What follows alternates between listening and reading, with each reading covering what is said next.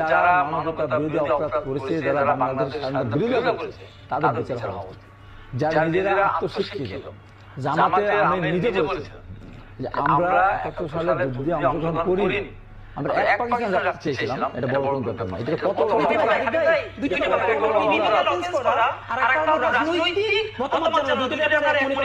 অবশ্যই শোনো, সবসময় কাজ কথার ভিতরে এত কথা বলতে হবে না।